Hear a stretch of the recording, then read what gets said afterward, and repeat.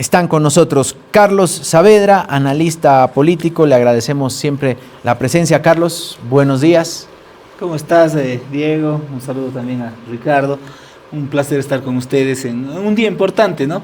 Donde creo que lo primero que hay que destacar es que hemos llegado al 17 de agosto, ¿no? ¿Cuántos programas hemos estado acá? ¿Llegaremos? ¿Será que hay elección? ¿Será que esa era la primera duda, ¿no? Y al final hemos llegado. Ha podido más la voluntad democrática del pueblo boliviano que las amenazas, que los que querían poner trabas al proceso. Y al final parece que vamos a resolver nuestros problemas con votos y no con violencia en las calles. Sin lugar a dudas, ese es un escenario que en cuanto se conocía que iba a haber elecciones, el minuto después era, ¿será? ¿No? La pregunta por lo que pasó con las judiciales. Ricardo Paz también está con nosotros. Ricardo, buenos días. Muy buenos días, Diego, un gusto, muchísimas gracias por la invitación. Carlos, un placer siempre conversar contigo y con los miles de auditores que tienen pues acá en Piedra, Papel y Tinta, ¿no? En verdad hay que felicitar al pueblo boliviano por su civismo, por su vocación democrática, por la masiva participación el día de ayer y, como decía Carlos, por su voluntad irrefrenable de resolver nuestros problemas pacíficamente en las urnas y no en las calles con violencia. También está Armando Ortuño, está en contacto con nosotros. Hola Armando, buenos días. Buenos días, saludos a todos, aquí un gusto de estar en el programa y saludos a Ricardo y Carlos, siempre es interesante conversar con ellos, ¿no? Y yo agregaría las congratulaciones, creo que también hay que reconocer el trabajo de la institucionalidad electoral. Yo pese a todos los problemas, el proceso ha avanzado bastante bien en términos de organización, y quiero resaltar que el gran temor que teníamos todos los bolivianos de contar con resultados preliminares en la misma noche de la elección ha sido logrado ayer. Se ha llegado casi a un 90% de recuento en el sistema del órgano electoral hasta antes de la medianoche, y creo que en eso nos ponemos en los estándares de América Latina. Así que, bueno, ese es el buen balance, digamos, del día de ayer. Ahora la pregunta es, ¿qué pasó? ¿No lo vimos venir a Rodrigo Paz? Yo recuerdo que, bueno, todas las encuestas daban otro escenario. Ricardo siempre fue bastante escéptico y siempre ponía énfasis en no hay que fiarse de las encuestas, mucho menos cuando bajaban a cada uno de los departamentos por los márgenes de error. Claramente se demostró que las encuestas no son la ciencia cierta y que cuando uno ayer recibía las primeras fotografías de actas o de las pizarras, decía, oye, ¿qué pasó, Carlos?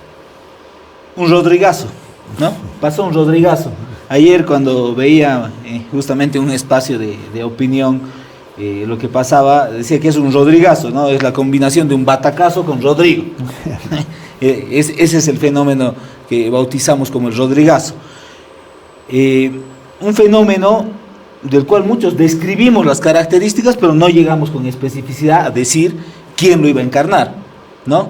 Durante mucho tiempo veníamos diciendo que había un voto huérfano, un voto que no quería saber del MAS, que antes votó por el MAS, le dio triunfos contundentes al MAS, pero que se había cansado primero de esa pelea interna que generó crisis política, crisis institucional y sobre todo crisis económica. Es un voto que tiene rasgos nacional populares, que pertenece a ese segmento, pero que también es altamente pragmático, ¿no? A ese voto le habíamos bautizado en este espacio como el voto huérfano, ¿no? El voto que no terminaba de encontrar un lugar donde electoralmente posicionarse. Y ese voto huérfano de esa Bolivia que muchas veces es invisibilizada, ayer habló, ¿no? Y con una contundencia sorprendente. Particularmente no lo vi venir en la figura de Rodrigo Paz. Por eso lo primero que se me ocurrió ayer es decir que es un Rodrigazo, ¿no?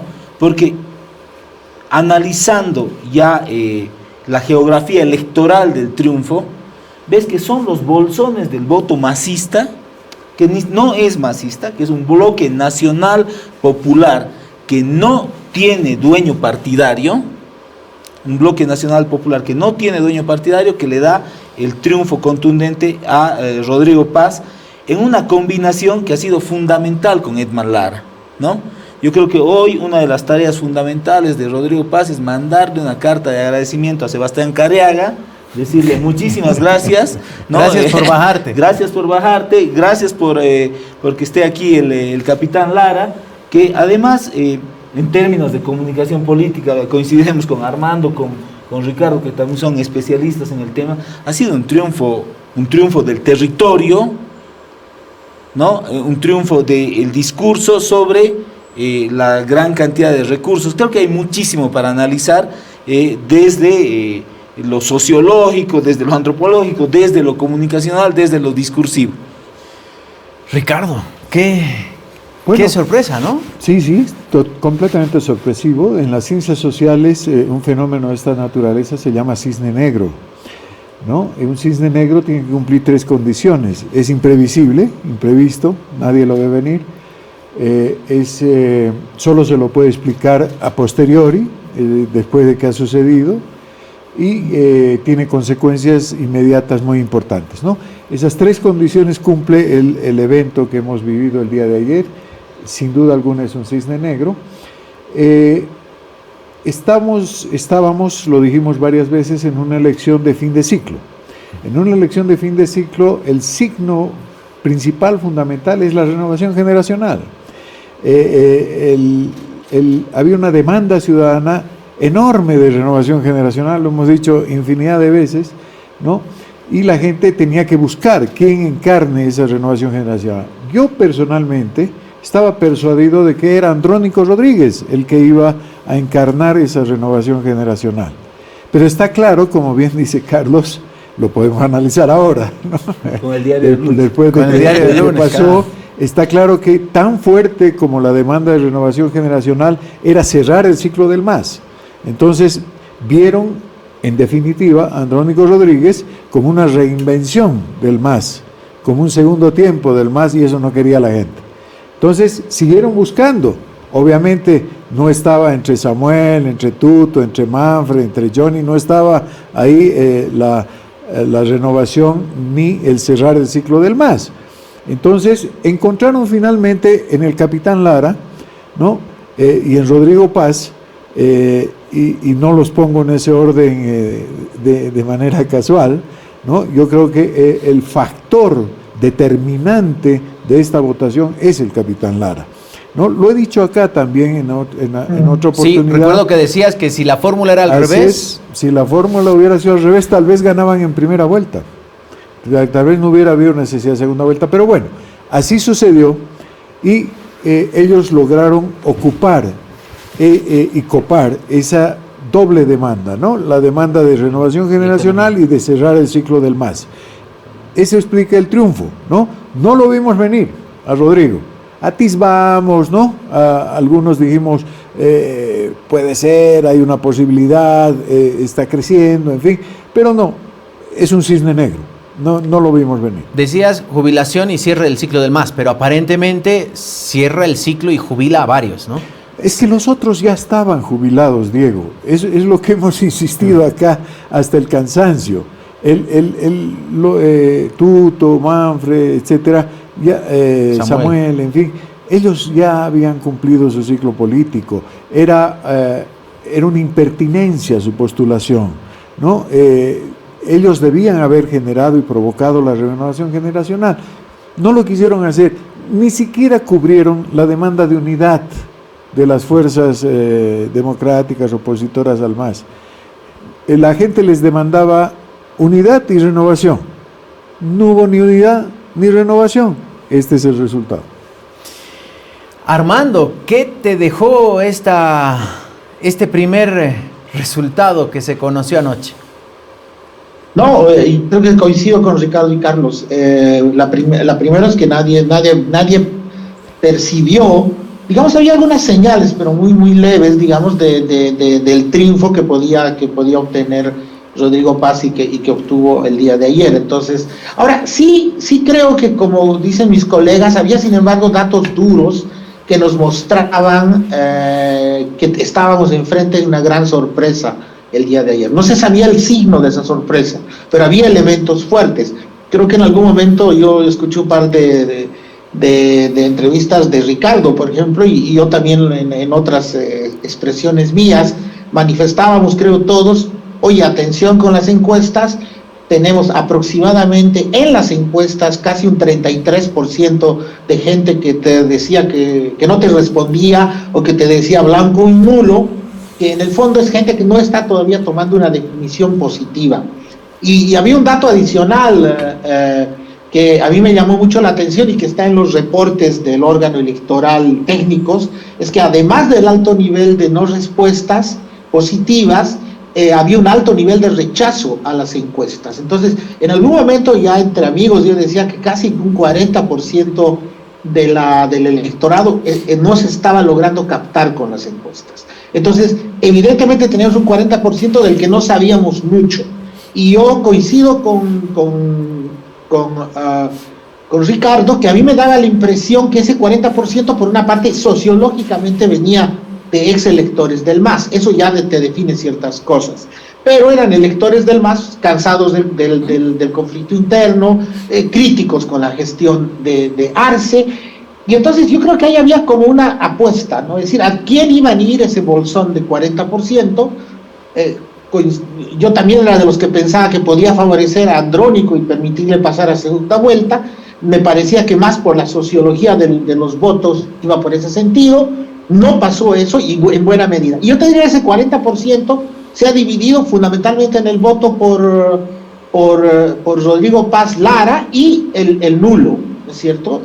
Entre 25 y 15 más o menos. Entonces, es eso, es decir, sí, captamos la indecisión, captamos el hecho de que había un malestar con la oferta política. Yo lo venía repitiendo desde hace meses. Tenemos un problema con la oferta, la gente no cree en ellos. Y quiero agregar un punto adicional al análisis. Yo creo que también es fácil, es demasiado fácil, como dicen, con el periódico ya del día siguiente en la mano, hacer hipótesis sobre la gran campaña de Rodrigo Paz o sus habilidades comunicacionales. La verdad, yo no creo que de repente por este resultado se haya vuelto maquiavélico, sino más bien yo tengo que estamos ante un fenómeno que vamos a acostumbrarnos si no hay una recomposición del sistema político. ¿Qué quiere decir? Que yo creo que cada vez más en las elecciones no va a pesar tanto la adhesión por un candidato, es decir, mi simpatía o si estoy de acuerdo con las ideas de ese candidato, sino lo que va a pesar son los contras, es decir, vamos a ir votando por defecto. Y yo creo que el voto por Paz y Lara tiene mucho que ver con un voto por defecto, es decir, al final mucha gente ha votado haciendo negativos, ¿no? Es decir, a ver, no me gusta, no estoy tan contento con los masistas, entonces no voto por un candidato masista. Tal vez el error de Andrónico es adherirse demasiado al MAS y ahí perdió eso. Luego tampoco me gustan los candidatos de la oposición tradicional, bueno, entonces no voto por ellos. ¿Qué me queda? Me queda este señor y yo voto por él. Eso no quiere decir que yo tenga una gran adhesión a muchas cosas de él, pero sí me quedó, ¿no es cierto? Y eso es clásico en este tipo de momentos de descomposición del sistema político. A mí me parece que lo de Rodrigo Paz y Lara se parece mucho al fenómeno de Fujimori en esa célebre elección del año, si no me equivoco, 90, en el Perú, también en medio de una crisis económica, donde surge un fenómeno en las últimas 2 semanas y no surge porque haya convencido él con sus ideas o su carisma, sino porque era el candidato por defecto frente a otras fuerzas a los que uno no quería votar. En esto que mencionaban justamente, quiero mostrarles esta imagen que me la enviaron hoy y que muestra los resultados de las elecciones del 20 y las de ayer, ¿no? Con los resultados preliminares, salvo Pando, el comportamiento y lo que dominaba el MAS, ahora se ha traspasado al Partido Demócrata Cristiano. Beni y Tarija han, diríamos, votado igual que la anterior elección, por así decirlo. Libre, que acá el fenómeno Camacho habrá que ver. Camacho, que apoyaba a Samuel Doria Medina, y no pudo garantizar su territorio, ¿no? Su bastión. Y bueno, Pando, que algunos le atribuyen a la aparición de Leopoldo Fernández en la recta final. ¿Qué nos muestra estos mapas, Carlos? Nos muestra que geopolíticamente hay un territorio que es pertenencia de un bloque popular, pertenencia política de un bloque popular, ¿no? De un bloque popular que no es el MAS, ¿no? Y yo creo que eso es lo que ha quedado absolutamente marcado en esta elección. El bloque popular no tiene dueño, ¿no? El bloque popular se cansó del MAS. Una de las pulsiones fundamentales fue sacar al MAS del poder. Es más, la representación que va a tener el MAS en la próxima Asamblea Legislativa Plurinacional es ínfima, ¿no? Es realmente... Bueno, el ¿no? MAS, como MAS, creo que nada. uno. Un No, diputado, ni uno. O sea, 5 alianzas populares, probable. 5. O sea, 5 diputados. Senado, 0. El MAS en todas sus tonalidades, ¿no? Alianza Popular... Solo Alianza Popular, es Solo el Alianza único Popular. que tiene representación. El MAS no va a tener un parlamentario y apenas ha salvado la sigla, ¿no? Pero sí hay un bloque nacional popular que no quiere que se destruya el Estado plurinacional, que quiere que se preserven conquistas de inclusión social, que se cansó del MAS y que tiene territorialmente muy marcado cuál es su espectro de acción, ¿no? Si haces geografía electoral vas a ver claramente, ¿no?, que quien le arrebató el triunfo a cualquier expresión de lo que fue el MAS, que la más fuerte, coincido, era Alianza Popular, Andrónico, ¿no?, terminó siendo Rodrigo Paz.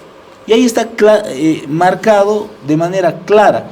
Y esa gente no quiere una transición abrupta hacia otro modelo, no quiere el cambio radical que te ofrecía Tuto Quiroga, no quiere y terminó dudando. En determinado momento alguna gente de ese bloque popular estaba inclinándose por Samuel, pero no terminó de convencerlos, no terminó de convencerlos, no terminó de hacer clic, ¿no? Y esa gente, ese bloque popular, no quiere ir hacia un otro extremo ideológico, no quiere ir hacia quien te está planteando la antítesis del Estado plurinacional, no quiere volver a los que te dicen vamos a volver a la república y vamos a generar, quiere un cierto equilibrio, y ese equilibrio en términos territoriales te lo da el mapa que acabas de mostrar. Ahora, ¿será por eso que, por ejemplo, ayer escuchábamos a un Tuto Quiroga en su discurso? Era otro Tuto, no era el Tuto del cierre de campaña que decía no va a quedar nada en pie, ¿no? Era un discurso totalmente leído de principio a fin, hasta cuando daba el libro que leía a alguno de sus parientes. ¿Se debe a eso? ¿A que ya está pensando en que debe ensanchar sus votantes? Primero, yo coincido en términos generales con el análisis que hace Carlos, pero es bien de politólogo, ¿no? Es bien ideológico su análisis, ¿no? Y la realidad creo que es un poco más allá de solamente la ideología. Está bien, esa es una parte de la realidad, esto del bloque nacional popular, y esta topología, digamos, que es sobre la base de inclinaciones ideológicas, políticas, ¿no? Pero también en una elección, y yo creo que de manera muy importante, entran a jugar los factores emocionales, entran a jugar factores también circunstanciales, ¿no? Es multifactorial la explicación, ¿no? No es solo en la estructura, creo que tiene razón Carlos, ¿no? En el sedimento. Pero han habido muchas cosas también que pueden explicar la performance, y no nos debemos dejar engañar tan rápidamente por este tipo de gráficos, ¿no? De que en Occidente ha ganado Rodrigo igual que el MAS y el país sigue estando dividido en dos, aquí está la media luna y aquí está... No, porque hay que ver los matices de las votaciones, los porcentajes, las cantidades, ¿no? O sea, hay cosas... un mundo de cosas que explorar, ¿no? Yo no me voy a comprar esta idea, ¿no es cierto?, que se va a intentar posicionar de entrada, ¿no? Se va porque va a ser parte también de la campaña ya. O sea, como casarlo a Rodrigo con el MAS, exactamente, digamos. ¿No es cierto? Que es la intencionalidad finalmente de este tipo de gráficas, ¿no? No es así. Rodrigo ha tenido una excelente votación en Santa Cruz desde mi punto de vista, ha tenido una muy buena votación también en Oriente, ¿no? Solo que hay otros factores, pues factores regionales, factores, liderazgos propios de cada lugar. Mencionabas tú a Leopoldo Fernández en Pando, ¿no? Vaya a saber si Leopoldo lo apoyaba a Rodrigo, ¿no es cierto? Y ganaban Pando, eso no hubiera significado una gran sorpresa, ¿no? Y así sucesivamente. Entonces, hay que tratar de tener una mirada que vaya un poquito más allá de lo político ideológico, ¿no? Hay que ver por qué. Porque vamos a enfrentar ahora una segunda vuelta, que es otra campaña. Quien crea que la segunda vuelta es la continuación de la primera vuelta, se va a equivocar. La segunda vuelta es otra elección, es otra campaña. Parten de cero. Parten de cero. En la primera vuelta, el énfasis de la campaña está en voten por mi candidato, por esto, por esto, por esto.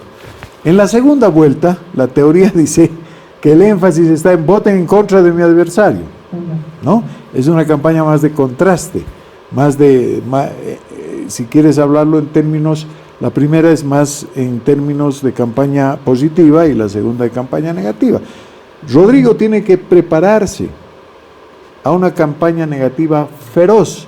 Si nos hemos aterrado de la guerra sucia de las últimas semanas de la primera vuelta, lo que se viene en la segunda vuelta, no te cuento. Y nos faltan 2 meses, ¿no? No va a ser con todo. Entonces, o sea, es otra campaña. Tienen que cambiar estrategias, tienen que cambiar un montón de Por eso se moderó Tuto, digamos. A eso iba, ¿no es cierto? A responderte. Pues, inmediatamente has visto que en el discurso, porque está bien asesorado, pues Tuto, obviamente, tiene a Jaime Durán Barba a su lado, ¿cierto? Inmediatamente, y Jaime Durán es un profesional, ha tenido que prever todos los escenarios. Ha tenido que prever el escenario en que gana Tuto, en que pierde Tuto con Andrónico, pierde con Samuel, ha visto todos los escenarios. Y este escenario probablemente no tan claramente, pero ha debido ver un escenario en que era segundo. Probablemente el mismo discurso que tenía preparado para si Andrónico era primero. Si Andrónico era primero y Tuto era segundo, es el discurso que ha lanzado hoy día, anoche Tuto Quiroga. Como bien lo has leído tú, un discurso muy diferente, y porque tiene que cambiar, porque si él se queda con el conservadurismo duro, con don Branko Marinkovic de polarizar campaña, etcétera, no, está perdido, ya ha llegado a su techo. Él tiene que ir a tratar de conquistar a clase media, tiene que ir a tratar, pues si no tiene opción, tiene que sacar 50% más 1, y tiene 27. ¿Dónde está el resto, el 23 que tiene que sacar? ¿En dónde? Está en Samuel. Está en la clase media, está en los votos de Samuel, parte de los votos de Andrónico. Bueno, y ahí el factor de los votos nulos, que habrá que también dedicarle un análisis. Que yo lo analizo en la próxima. En la siguiente ronda. Armando, un Tuto más moderado, un Rodrigo Paz que estuvo en un escenario improvisado, un contraste. El primer contraste sería el gran evento con pantallas en un hotel en la zona, en La Paz, ¿no? Lo de Tuto Quiroga, y Rodrigo en las gradas del Prado, un Rodrigo gritando renovación, renovación, de repente esa sea la carta que vaya a jugar, inferimos. Armando, ¿qué te dejó estas primeras horas, las primeras reacciones además y la moderación de Tuto? Yo quisiera, previo lo de Tuto, adherirme a un comentario de Ricardo, en el sentido de que sí, yo creo que no cometamos el error de replicar marcos analíticos que incluso están superados ya por el voto. Y creo que uno de los marcos analíticos es nuestra obsesión con lógicas de polarización, principalmente como el eje que nos permite entender las dinámicas políticas en Bolivia. Más bien yo creo que lo que ha emergido el domingo es una pluralidad muy grande y como dice Ricardo, donde hay obviamente elementos ideológicos, pero también hay elementos de pertenencia étnico-cultural, regional. De alguna manera se ha fragmentado pues el campo político en este fin de ciclo. Y si uno ve, digamos, la foto, incluso todos estamos hablando del gran éxito de Rodrigo Paz, pero el éxito de Rodrigo Paz tiene que ver con su emergencia como un factor que no lo habíamos visto y que logra salir primero en la primera vuelta. Pero no es que él ha obtenido un triunfo del estilo al que nos tenía acostumbrado el MAS, por ejemplo, ¿no? Al final su nivel de votación, si ya lo pones con el total de votos emitidos, se va a acercar al 26-27%. Y creo que la foto electoral de Bolivia es tremendamente compleja, ¿no es cierto? Porque a esos votos que ahorita estás mostrando en la pantalla, hay que agregar aproximadamente entre 19 a 20% de votos nulos, casi 1.200.000 votos en este momento nulos, y los nulos han resultado ser la primera fuerza política en Cochabamba, la segunda en La Paz y la segunda en Potosí, ¿no? Por mencionar un dato. Entonces, veamos que los escenarios son complejos, ¿no es cierto? La apuesta de Evo Morales funcionó en cierto sentido, y por lo tanto tenemos pues un escenario político, incluyendo a Evo Morales, que no está presente en la representación parlamentaria, pero es un escenario que yo creo que hay que analizarlo con mucho más cuidado, y que solamente ver los válidos o solamente jugar con las polarizaciones. Yo creo que eso es lo primero. Y el segundo tema, lo que tú decías, es el cambio de tono, sí, pero a mí me da la impresión que Durán Barba, probablemente el escenario de Tuto segundo y Rodrigo Paz primero, creo que ha debido ser uno de los escenarios menos evaluados. A mí me pareció, más bien, y es un sentimiento, anoche me pareció un discurso bastante anodino el de Tuto. Sí, le metió el tema de la moderación, pero más bien lo vi un poco impactado, me parece, por un resultado que él no esperaba. Y no me termina todavía de quedar claro dónde se coloca, porque finalmente sí, se tiene que centrar, que es lo clásico en una campaña de segunda vuelta, pero yo creo que él tiene algunos dilemas. A mí me parece que en el caso de Quiroga, el único espacio donde puede crecer es en el espacio de Samuel Doria, sabiendo que Samuel, hasta por la guerra sucia, no lo debe querer mucho y no le va a ayudar para nada en su trabajo de tratar de seducir electores de Samuel para que puedan apoyarlo. Y no le veo más espacio a Quiroga, ¿no?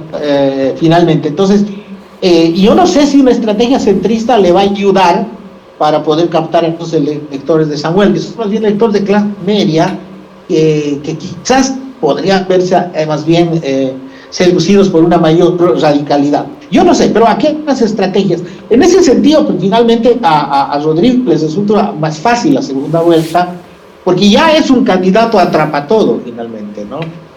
Es decir, es un candidato que agarra electores de todo lado, sus ambigüedades le ayudan, porque, digámoslo, Rodrigo no ha definido posiciones ideológicas muy fuertes en nada, su programa es bastante débil y es de los candidatos que no tiene mucha idea de cómo enfrentar la crisis, sinceramente, cuando fue un tema central para Tuto y Samuel. Entonces, pero esa plasticidad, esa ambigüedad de Rodrigo Paz, inclusive su frivolidad finalmente pueden servirle para atrapar electores de todos los colores que simple y llanamente no quieren tener a un político tradicional. Quizás con eso le alcance para ganar.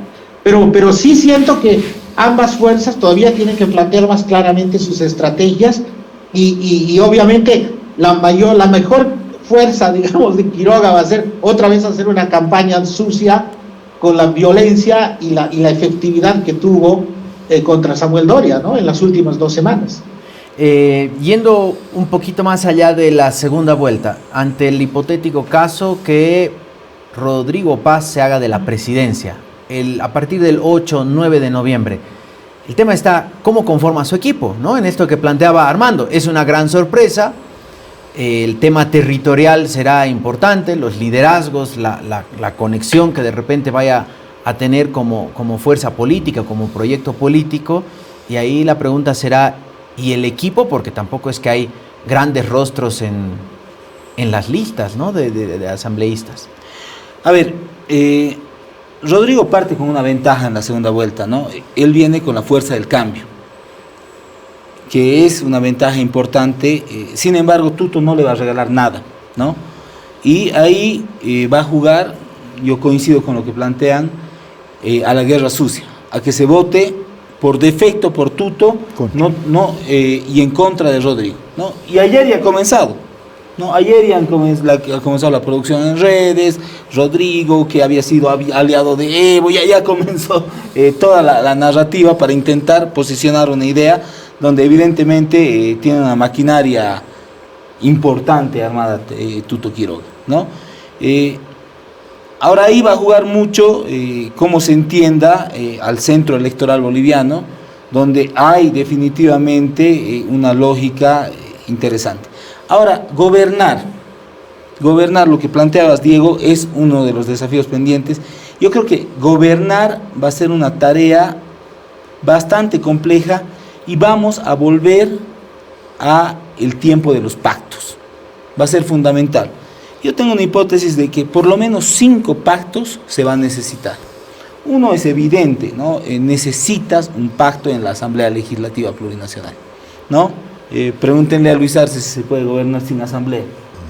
Imposible, no se puede, y más aún en una situación de crisis multidimensional. Primer pacto en la asamblea. Segundo, tiene que haber un gran pacto social. Tiene que haber un pacto con organizaciones sociales que tienen un peso específico en la política boliviana. Ese segundo pacto social también va a ser fundamental para generar condiciones de gobernabilidad.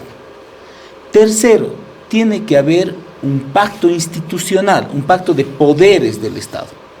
Todos los poderes del Estado tienen que estar alineados para salir de la crisis. Estamos hablando de, obviamente, el poder legislativo, el poder judicial, el poder ejecutivo y el poder electoral, que va a jugar un rol importante en la renueva a fin de año. Que se renueva a fin de año. Un cuarto pacto importante es un pacto económico. Tiene que haber un pacto económico con los actores del empresariado, pero también con los actores de la economía popular, con gremiales, transportistas, que son en gran medida los votantes de Rodrigo Paz. Y el quinto pacto, tiene que haber un pacto territorial. No vas a poder gobernar el país si no tienes acuerdo, especialmente con los que se renueven el próximo año, con gobernadores, con alcaldes, que juegan un rol fundamental. Entonces, un gran acuerdo nacional con 5 pactos que tienen que generar condiciones básicas para la gobernabilidad. El tiempo tan largo de la hegemonía nos hizo creer que la palabra consenso, pacto, era mala palabra, ¿no? Que hablar de pactar era hablar de traicionar tu ideología. Eso se quiso hacer creer. Pero la esencia de la democracia y del pluralismo es construir acuerdos de convivencia, y creo que sin eso va a ser imposible gobernar. Entonces creo que hay que entender que cualquiera que sea el gobierno no va a poder polarizarse, radicalizarse mucho, porque va a necesitar construir acuerdos, y eso va a ser un factor fundamental para generar gobernabilidad. Ricardo. Sí, al fracasar el modelo de partido único, de partido hegemónico, al haber hecho aguas en este fin de ciclo, lo que da paso es, como la votación de ayer ha establecido, un esquema nuevamente multipartidario, ¿no?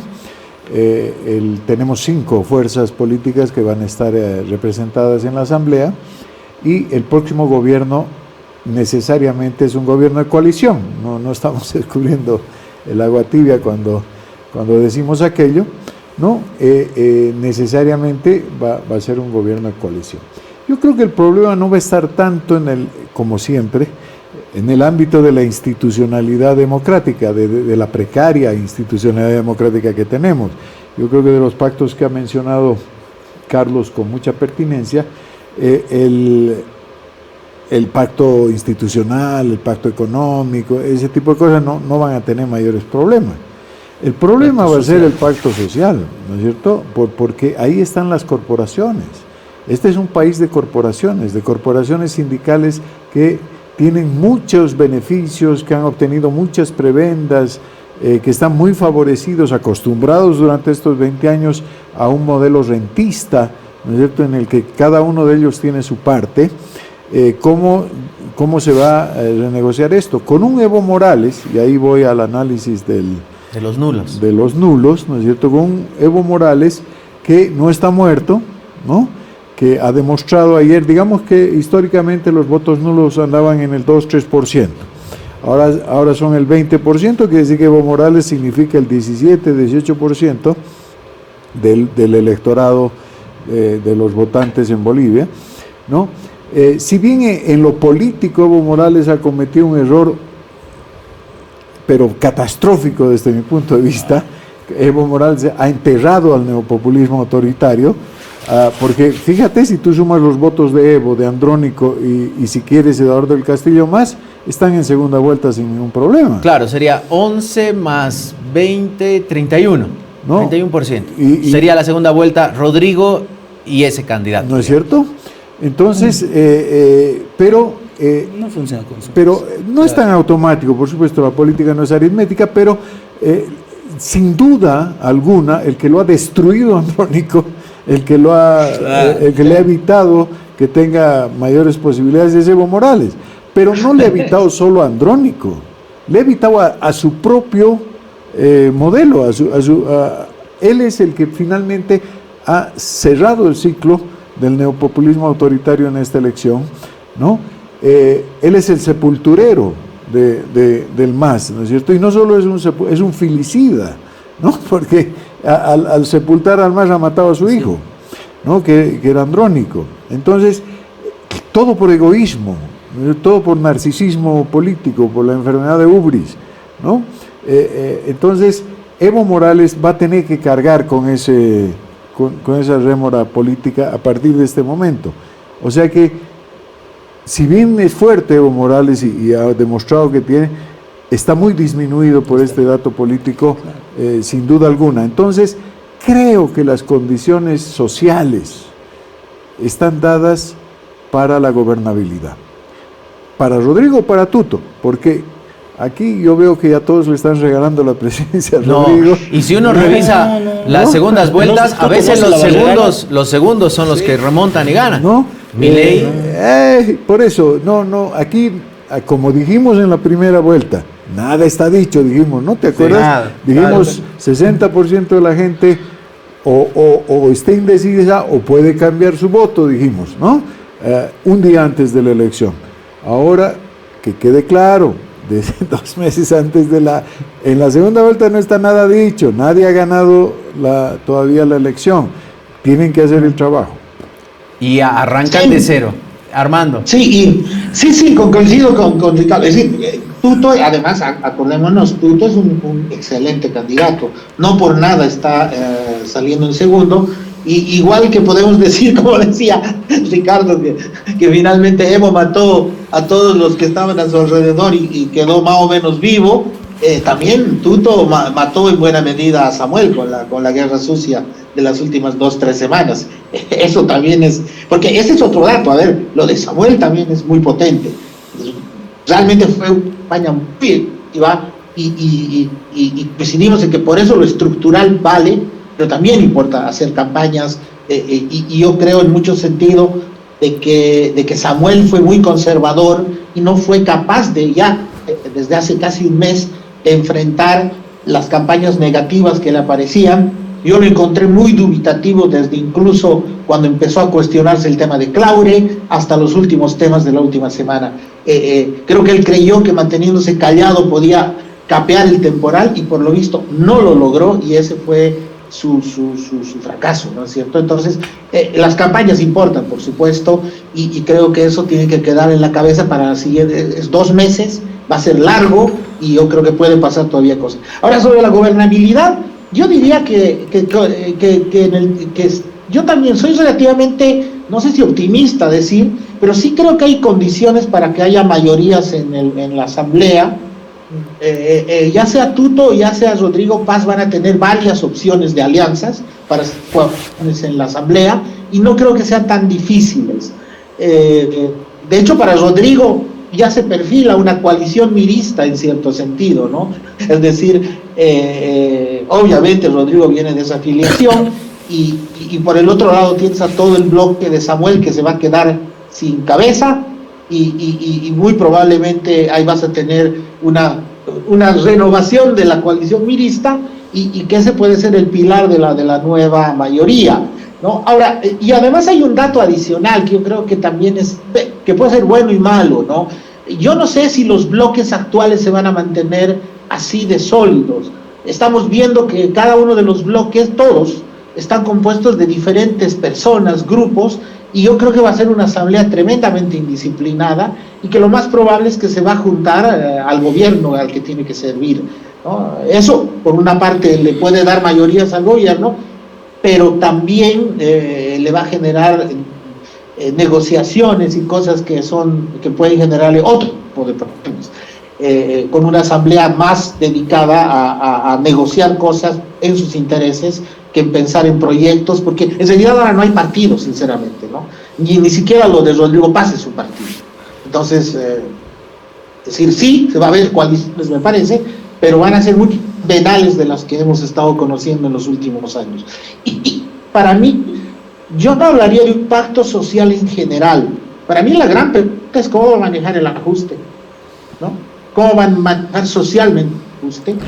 Y el gran caso, por ejemplo, Rodrigo Paz, es que el problema del ajuste es que el ajuste va a afectar a los que le han dado el voto, porque esos son los sectores que van a evidentemente salir más golpeados de cualquier ajuste. Y bueno, y eso va a tener que gestionarlo es Rodrigo. En el caso de Tuto es mucho más claro, digamos, el grupo al que pertenece, y él ha venido optando además por eso desde hace ya toda la campaña. Pero en fin, veremos eso y yo creo que tenemos todavía unos buenos 2 meses intensos para tener más claridad. Ahora, cuando habla de las campañas, Armando, la anterior semana salía un estimado que se había hecho respecto a la inversión, por ejemplo, en redes sociales, ¿no? Y era 300,000 de Tuto, Samuel, versus 200 pesos de Rodrigo. ¿Cuál fue el éxito? La popularidad, diríamos, de Lara, que conectaron, que fueron a los mercados, que fueron a más territorio y menos redes. ¿Por dónde crees que fue el éxito, Carlos? A ver, coincidimos en una cosa, va a ser un caso de estudio para la comunicación política, el triunfo en primera vuelta de Rodrigo, ¿no? Pero yo creo que hay varios factores, ¿no? Desde los simbólicos de ayer, ¿no? Tú veías ayer el Lollapalooza de un lado, que era lo de Tuto, ¿no? La modernidad, las luces, a lo que juega también en términos de posicionar, ¿no? Contra algo pues súper popular, digamos, ¿no? Podría haber sido el MIR de los 80 también, en las gradas del Prado. Sí, o Condepa, ¿no? O Condepa, o sea, algo bien popular. Entonces tenías Lollapalooza y lo popular en la pantalla al mismo tiempo, y esas son construcciones estéticas de la comunicación política. Ahora, es muy interesante, yo me animaría a decir que si Rodrigo Paz ha gastado el 5% de lo que gastó Tuto en su campaña, por ahí estoy exagerando, ¿no? Pero sí hizo un trabajo, ¿no? Sí hizo un trabajo durante mucho tiempo de territorio. La piel es irreemplazable en la política, ¿no? Contaba Rodrigo Paz, me acuerdo, en algún programa que compartí con él, que tenía más de 200,000 kilómetros en la vagoneta en la que andaba, recorriendo distintos municipios. Es más, justamente en esa entrevista contaba que recién había llegado del Luribay. Hizo un trabajo de territorio muy fuerte, como también lo hizo Edman Lara, ¿no? Entonces, la comunicación política es aire, mar y tierra. Tiene que tener mucha presencia en redes sociales, tiene que tener una importante presencia también en los medios de comunicación. Es más, pregunta, yo no vi un spot pagado de Rodrigo Paz en esta campaña. No lo vi. El único que vi era de difusión gratuita y lo que hablaba era el recorte de la participación de un foro. Entonces, con imágenes prestadas encima. O sea, son estos espacios que te da por ley el Tribunal Supremo Electoral, pero no hizo una mega producción de spot, ¿no? Entonces, creo que hizo un trabajo interesante. Se dio también una coyuntura, ¿no? Se dio también una coyuntura para que él esté ahí, ¿no?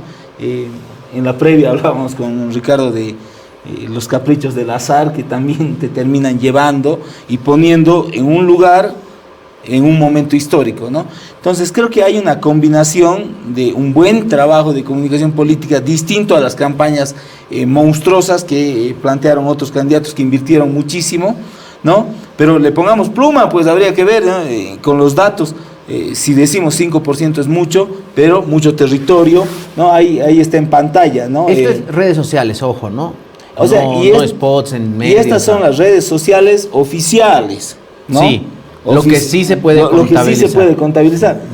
Hay otro montito, te aseguro, que va por lo que se conoce por redes alternas, que también ha de ser muy fuerte. Durante el silencio electoral, que te digo, claro, las redes alternas fueron pero trabajaron los protagonistas. Con todo.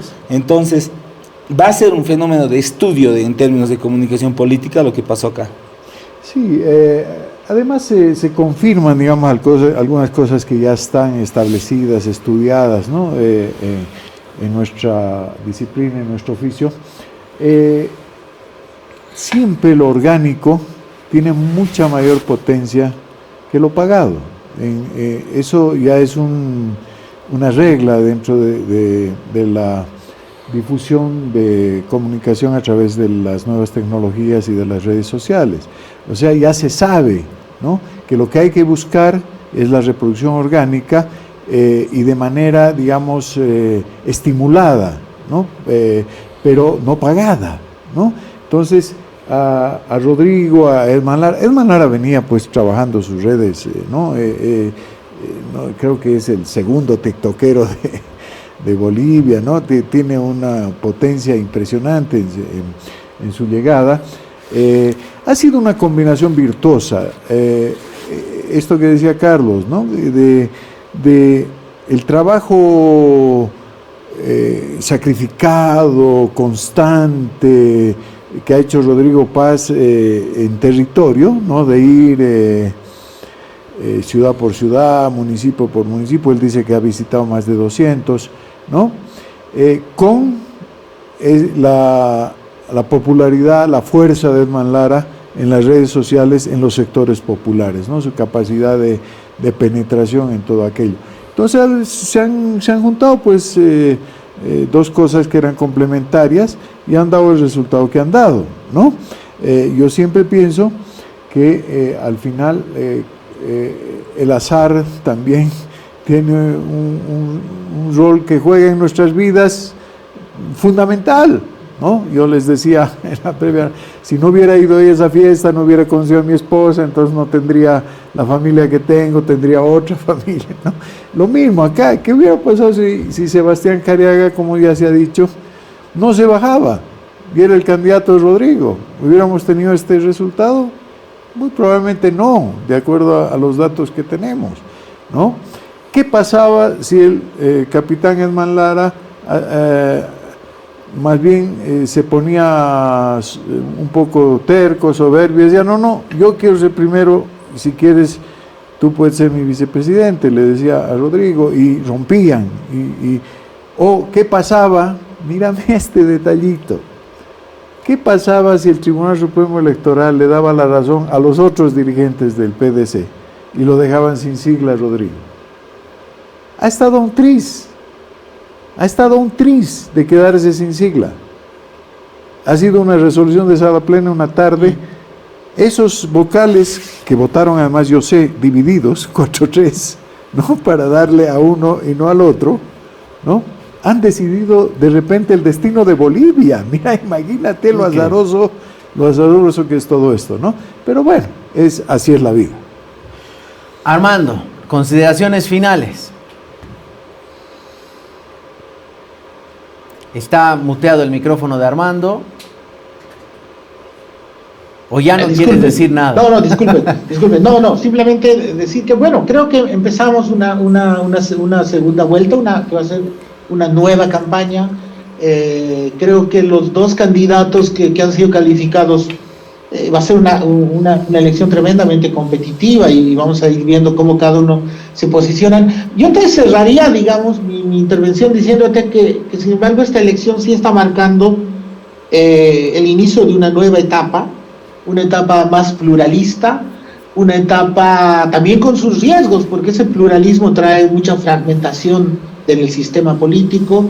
Me parece que la gobernabilidad sigue siendo muy frágil, solo por el hecho de que el propio Rodrigo Paz está, de alguna manera, es también un candidato que está ganando en condiciones muy particulares, yo creo que adhesiones demasiado fuertes, y en el caso de Quiroga está también encontrando su techo.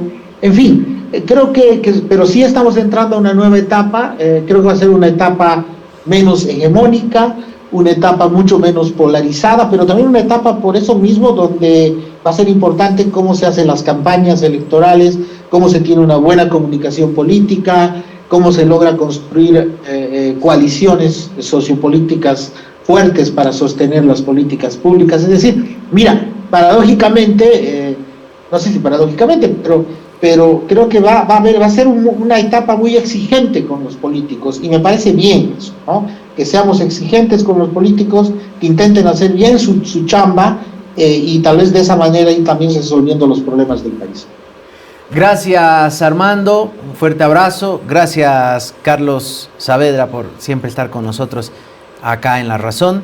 Gracias, Ricardo Paz, también. El agradecido soy yo, Diego. Gracias, Carlos. Gracias, Armando.